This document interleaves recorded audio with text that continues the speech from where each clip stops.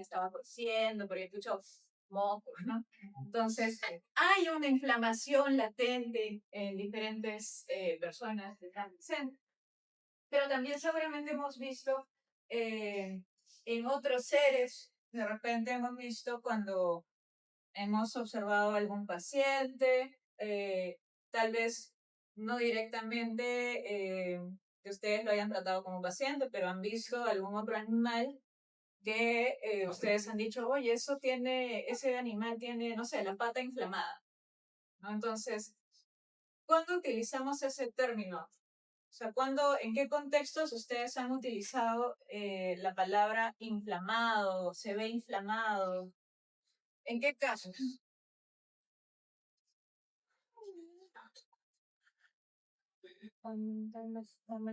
No, nunca hemos usado la palabra, oye, eso se ve inflamado. Hoy ve inflamado el... Por golpes. Claro, de tamaño. Y por ahí se ve una hinchazón, ya. Hay un cambio de coloración, puede ser. ¿Como a qué color? Como algo rojizo, sí. ¿Ya? ¿Qué más? ¿Dolor? Dijiste. Ah, dolor, si es que algo te duele, dices, ah, sí, se me ha inflamado la garganta, me duele, ¿no? Sí, también. Y ahí comienzan a aparecer lo que ustedes también han conocido como los signos terminales de la infección. ¿No se acuerdan de eso? Era el signo, ¿cierto? Dolor, calor, rubor, ¿qué más? Tumor o hinchazón y pérdida de la visión. ¿Ah? Claro. Y podemos verlo en diferentes contextos. Ahora, si por ejemplo estamos observando estas dos imágenes, eh, esto es una imagen de nódulos linfáticos durante una necropsia.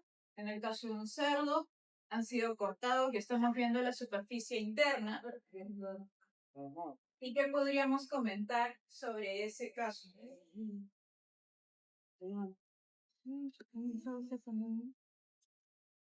Ustedes ya han visto nódulos linfáticos en su necropsia. Bien, ¿se veían así? Probablemente no.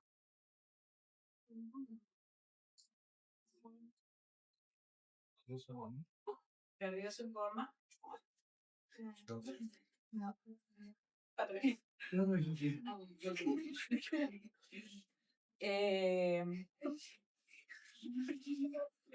Inflación.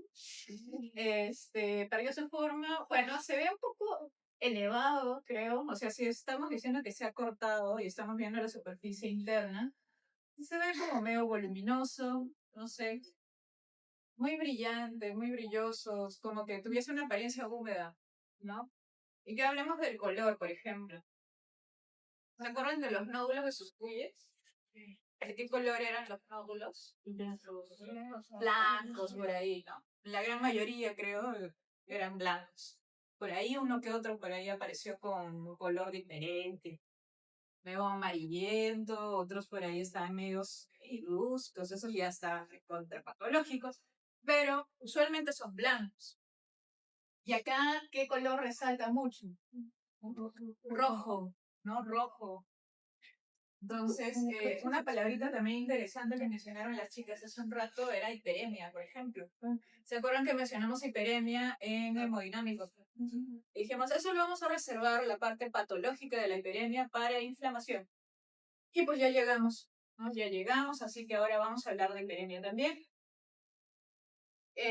Ahora, esto también podríamos, de repente, si tuviéramos la posibilidad de comparar, podríamos ver si es que hay un aumento de tamaño, no solamente el volumen en sí de la superficie, y probablemente también tenga esta característica. Si algo está hinchado, la consistencia tiende a incrementarse, entonces probablemente también se sienta más firme, y así sucesivamente. Ahora, acá estamos viendo la nariz de un perrito, ¿no? ¿Qué le pasó? ¿Qué podemos describir? Está bien atento. Él es el más atento de todos. Entonces, está impactado por eso. Entonces, ¿qué podemos describir acá? ¿Ah? alopecia, bueno, sí. Usualmente, pues, la parte de la nariz pues, no debería tener pelo, ¿no? Pero hasta acá sí, ¿no? Entonces hay áreas en donde pues no se ve pérdida de pelo. ¿Qué más? Podría haber ulceración. Sí, se ve como si le hubiera faltado tejido, ¿no? Si se le hubiera quitado o algo. Se ve muy rojizo, rosado, ¿no? Intenso, brillante también. Eh, Tiene una apariencia como un poco húmeda también en ciertas zonas. Le falta la superficie, eh, ¿qué sería? Dorsal, ¿no? De la piel. Entonces, acá también estamos viendo varios cambios y también asociados a inflamación. Podemos estar encontrando estos cambios de color, sobre todo cuando vemos enrojecimiento, suelen mencionar por ahí la palabra eritema, entonces eso también es algo que encontramos en ciertos casos. Entonces, de manera general tenemos que la inflamación es es una respuesta ante algún tipo de estímulo, como ya hemos visto en algún momento, pero siempre es un estímulo lesivo, ¿no? Ya no como en la adaptación, que podría ser uno no necesariamente lesivo, eh, que se le puede denominar agresión, eh, independientemente de la causa, porque puede ser no solamente un agente biológico, bacteria, virus o hongo, puede ser también algo traumático, algo físico, químico, etcétera. Pero siempre es importante considerar que se da en algún tipo de órgano o tejido en donde haya vascularización. Mientras que esté vascularizado, puede responder con inflamación. Y de eso va a depender pues, muchas cosas. Vamos a ver de que las células inflamatorias cómo llegan a través de los vasos sanguíneos. El líquido que sale también va a salir a través de los vasos sanguíneos. Entonces, el hecho de que esté vascularizado es súper importante. La cuestión aquí con la inflamación es primero tratar de eliminar el agente que esté generando el problema. Y en otros casos, cuando no lo pueden eliminar, pues trata de como que encerrarlos, trata como de encapsularlos. Y ahí vamos a ver tipos de inflamaciones especiales también.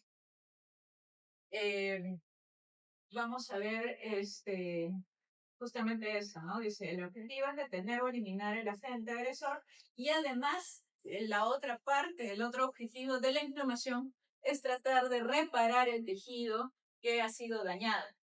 Entonces, hay un agente, sea cual sea, que genera un problema, genera una destrucción, una lesión o lo que sea en el tejido y este debe ser eliminado y por eso se da la reacción inflamatoria. Pero además, la reacción inflamatoria trata de reparar el daño provocado por el gen. Finalmente, ¿qué es lo que ocurre en el caso de la inflamación? Podemos encontrar ciertos productos como acúmulo de fluidos. Acá hay una equivocación, es exudado. Es así pasa a veces las cosas, qué horror, qué vergüenza. Cero, exudado y células que ya hemos visto que seguramente son leucocitos. Miren qué vergüenza. Leucocitos. Alguien lo ha hecho con sueño.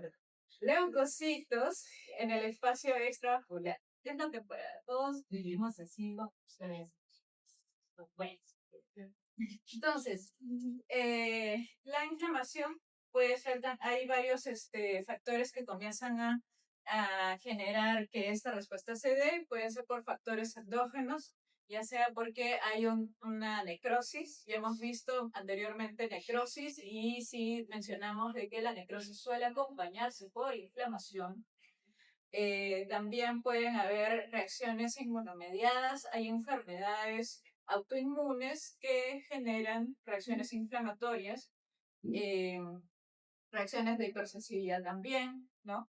Y factores exógenos que ya sean de tipo químicos, físicos, biológicos, los diferentes tipos de agentes que pueden haber en general. Entonces, ¿la inflamación es mala? No necesariamente. En realidad es importante, es buena, sí, pero mientras que esté controlada.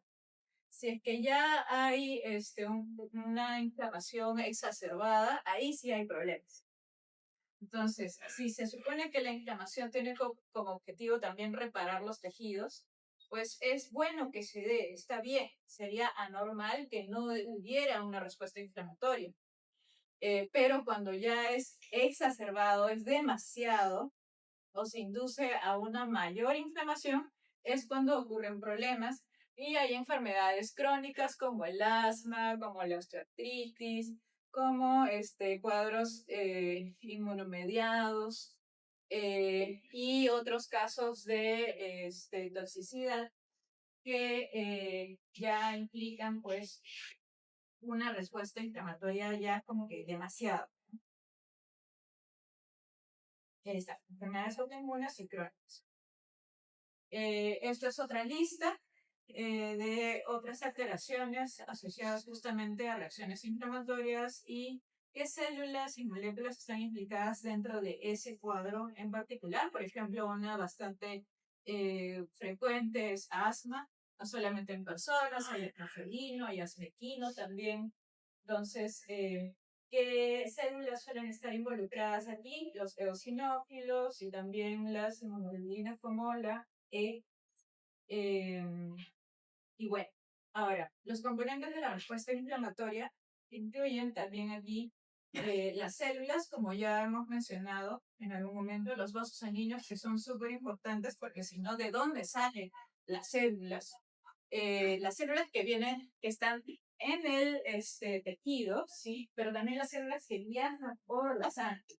Entonces, tenemos un dibujito de los vasos sanguíneos. Un vaso sanguíneo, todos los elementos que pueden jugar parte de la inflamación. Entonces, por ejemplo, las células del intersticio del tejido conectivo, acá podemos encontrar a los macrófagos, como ustedes bien ya los han visto. Hay otras células como los mastocitos, los fibroblastos mismos, que en su momento brevemente hemos mencionado que también generan o liberan ciertos factores cuando hablábamos de a nivel subendotelial, por ejemplo. Eh, Tenemos también lo que conforma en sí el tejido conectivo, que son las fibras colágenas, las fibras elásticas, elementos como los proteoglicanos, la misma vascularización en sí, a nivel endotelial, la membrana basal también, y las células que van viajando, como los diferentes tipos de leucocitos, dentro de los cuales los que vamos a mencionar más son los linfocitos, los plasmocitos, eosinófilos, neutrófilos y los macrófagos. No recuerden de que cuando están en circulación son los monocitos, pero cuando ya salen al tejido son macrófagos. ¿Okay? Entonces vendrían a ser como que la misma célula, pero ya tiene su modificación cuando están fuera de circulación. Las plaquetas podrían jugar cierto papel, cierto rol, sí, también según lo que hemos hablado de los factores de coagulación y la posibilidad de trombosis y demás, que puede aparecer nuevamente en un cuadro inflamatorio.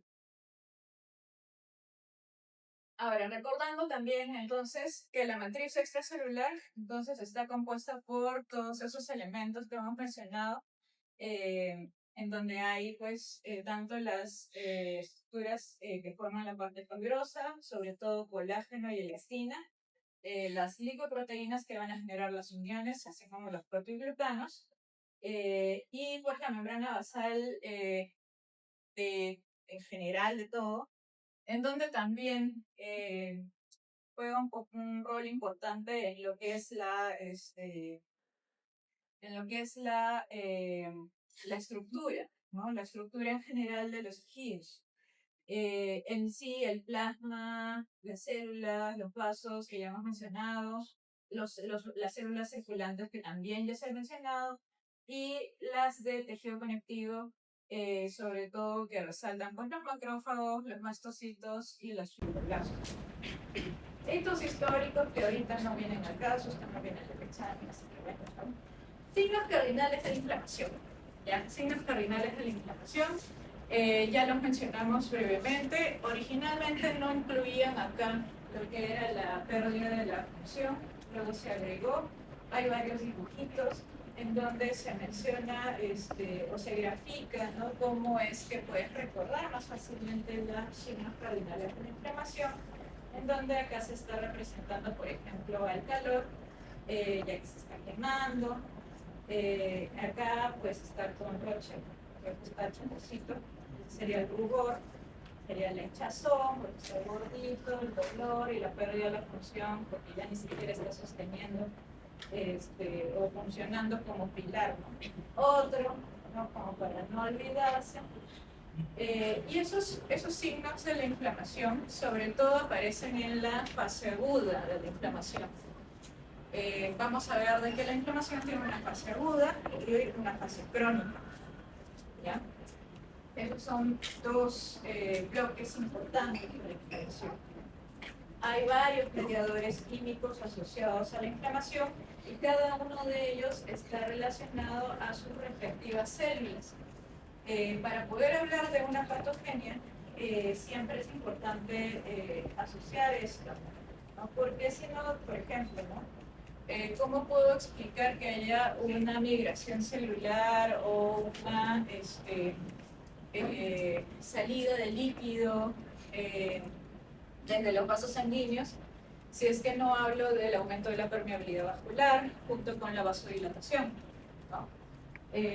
Entonces, cuando ustedes hagan sus patogenias, porque el módulo de inflamación incluye patogenia de una de las, o sea, hablando de la práctica, incluye patogenia de alguna de las muestras que vayan a trabajar, tendrán que mencionarnos cuáles son los factores o mediadores químicos asociados y a qué células también. Hay dos tipos, la inflamación aguda y crónica. La aguda se caracteriza por el exudado, que es la sustancia, el líquido que sale. Suele ser fluidos plasmáticos y junto con una composición celular. Entonces, la inflamación aguda se caracteriza por ser exudativa. Hay una gran acumulación de exudado, que sería una sustancia muy rica en proteínas y células que suelen ser leucocitos, en donde resaltan sobre todo los neutrófilos, no es que únicamente los neutrófilos, por si acaso. Dependiendo también del tipo de agente, puede variar cuáles son las células que resaltan más.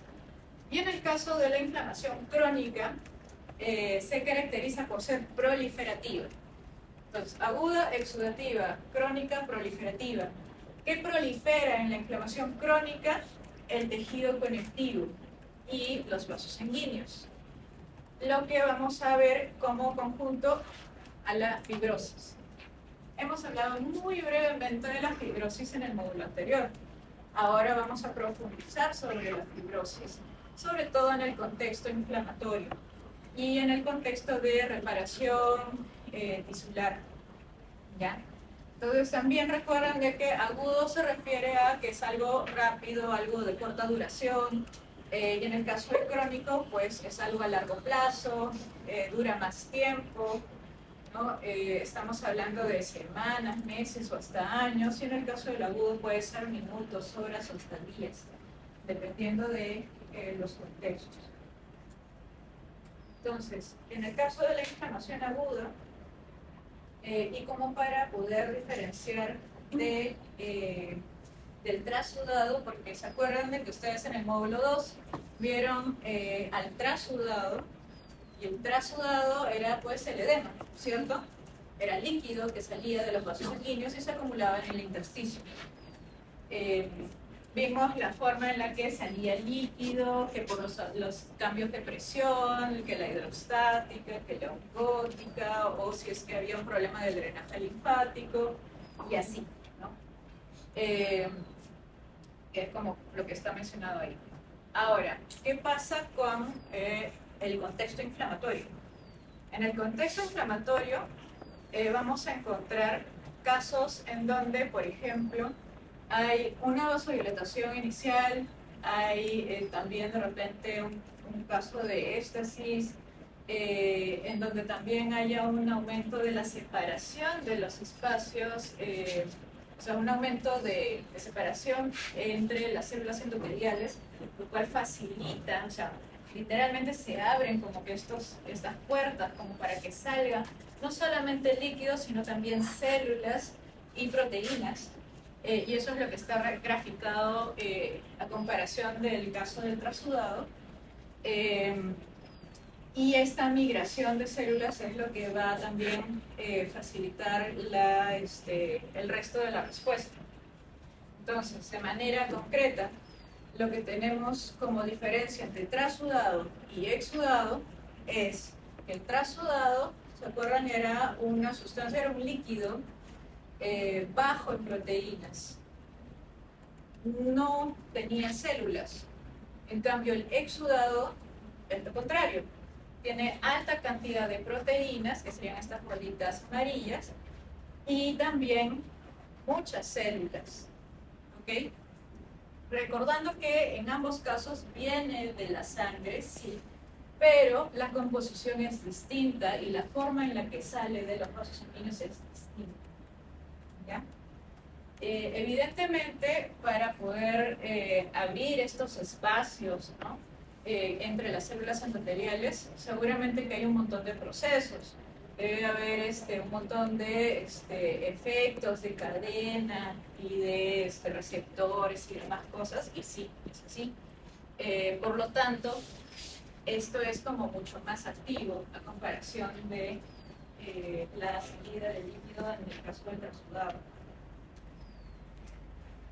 Y depende también de las fases de nutrición. Entonces, por ejemplo, acá tenemos también graficado cómo es que se dan estas salidas de las células.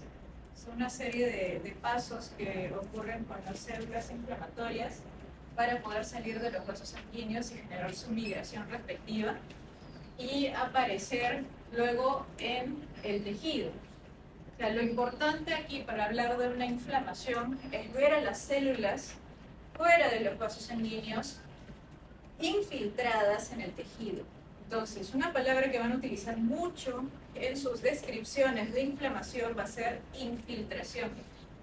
Las células inflamatorias se infiltran. Cuando estoy diciendo que se infiltran, eso quiere decir que han salido de los vasos sanguíneos y están metidas entre los elementos del tejido. Eso es infiltración. ¿Ok? Ya estamos hablando entonces de varias palabras. Hemos mencionado exudado, hemos mencionado infiltración, hemos mencionado proliferación en el caso del tejido fibroso para el contexto crónico. ¿Okay? Entonces ya no solamente van a ustedes mencionar en sus características presencia de neutrófilos, no. Van a decir abundante infiltración de neutrófilos en el intersticio, por ejemplo. Van a mencionar, ya no van a decir aumento de tejido conjuntivo. Van a mencionar seguramente una marcada proliferación de fibroblastos, fibrocitos y fibras colágenas a nivel periportal, por ejemplo, dependiendo de cada caso. Con infiltración de bla, bla, bla, bla, bla, dependiendo de qué células estén apareciendo. ¿Ya? Entonces, deben haber cambios vasculares, en donde va a haber primero una vasodilatación arteriolar. ¿Se acuerdan de que en el contexto de hemodinámico hablábamos de congestión asociada a venas, capilares y toda la parte de vénulas y así? En el caso de hiperemia era toda la ruta arterial, arteriolar y capilares nuevamente, porque los capilares son como que la unión entre ambos, ¿no? Entonces, nuevamente vamos a ver sobre los diferentes tipos de vasos sanguíneos. Sí, tenemos que reconocer los vasos sanguíneos, sí. Si es que no lo logramos hacer en el módulo 2, ahora con mayor razón lo tenemos que hacer, ¿ya? Entonces, en el caso de esta vasodilatación arteriolar que se va a dar en un primer inicio, en un primer momento, perdón, lo que va a hacer es generar esta manifestación de hiperemia.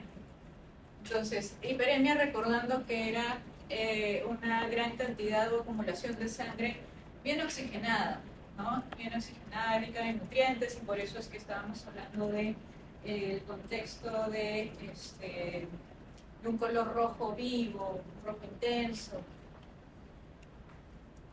Esta vasodilatación arteriolar es lo que va a dar ese tono rojizo intenso entonces en las lesiones de inflamación, sobre todo aguda. Es lo que va a generar sobre todo, por ejemplo, el calor también de estas lesiones de inflamación, sobre todo aguda. Hay varios mecanismos, varios mediadores químicos que van a estar involucrados en este tipo de respuesta inicial. Y luego también vamos a ver casos en donde hablamos de la vasodilatación pasiva, que es ya un éxtasis a nivel de la microcirculación, es decir, estamos hablando de capilares, sobre todo vénulas, arteriolas, en donde esto puede favorecer un incremento de la permeabilidad y a su vez facilitar la salida del líquido. Y por último, el hecho de que haya una gran cantidad de sangre en una ubicación dentro de ciertos vasos sanguíneos va a favorecer también de que haya el primer paso para la migración celular, que sería la marginación. Vamos a ver de que las células inflamatorias no salen así nomás, pues, sino pasa por una serie de procesos donde, ya que está en medio de la luz, primero tiene que acercarse hacia la pared, luego rueda, luego abre la puerta y luego sale. Hay una serie de pasos que vamos a ver dentro de todo el contexto de migración celular. En el caso de ¿qué es lo que pasa con el aumento de la permeabilidad? Es lo que ocurre cuando hay una salida del líquido rico en proteínas y de células, también ya lo hemos mencionado, que sería el exudado. ¿Hacia dónde? Hacia el intersticio, hacia espacios también. Y esa es la característica principal de la inflamación aguda, como ya lo hemos mencionado, que es exudativa, y se da a través de esos espacios entre las células endoteliales. Que no es que sea una lesión endotelial necesariamente, por si acaso, es una especie de apertura que se da por estos mecanismos, en donde primero ocurre una especie de contracción endotelial. Entonces ustedes tienen a las células endoteliales una al lado de la otra, y para que se dé esa brecha, ese pase, pues comienzan a contraerse. Se contraen, y eso es una de las primeras partes para que comience a haber esa salida. ¿Gracias a quién? Gracias a la histamina. Entonces, uno de los primeros mediadores químicos que vamos a mencionar en este punto sería la histamina. Dada por vasófilos y mastocitos, sobre todo mastocitos, creo que son más recordados por ellos. Y estos son los que comienzan a liberar la histamina, y eso es lo que a su vez hace de que las células endoteliales comiencen a contraerse. Sobre todo, ¿de dónde es más fácil que salgan las células? De las vénulas, sobre todo, más que de las mismas arteriolas. Y consideran el hecho de que las vénulas tienen una pared más fina, ¿no? A comparación de las arteriolas, que pues tienen su capa media, que es un poco más gruesa, y podría ser un poco más difícil que la atraviesen. Entonces, por eso es que se habla de vénulas sobre todo. Y esa es la forma en la que comienzan a salir. O sea, comienzan a ver, se contrae, por eso está como arrugadita, se contrae la célula endotelial y se abren esas brechas por las cuales comienzan a salir todo ese respectivo contenido. ¿Ya? Bien, entonces, vamos a ir parando acá para luego continuarlo. Pero es importante que para la práctica ustedes deban tener en cuenta qué cosa. Las células inflamatorias que les he mencionado, linfocitos, macrófagos, eosinófilos, plasmocitos y neutrófilos, sí o sí deben ser identificados en sus láminas. ¿Ok?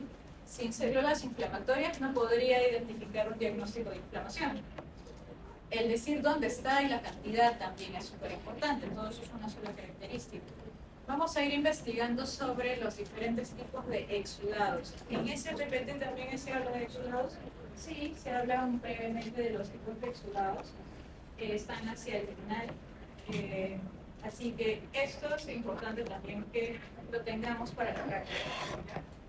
Y en el caso de tejidos fibrosos, ya lo hemos visto anteriormente, puede ser un poco más fácil de identificar en el proceso de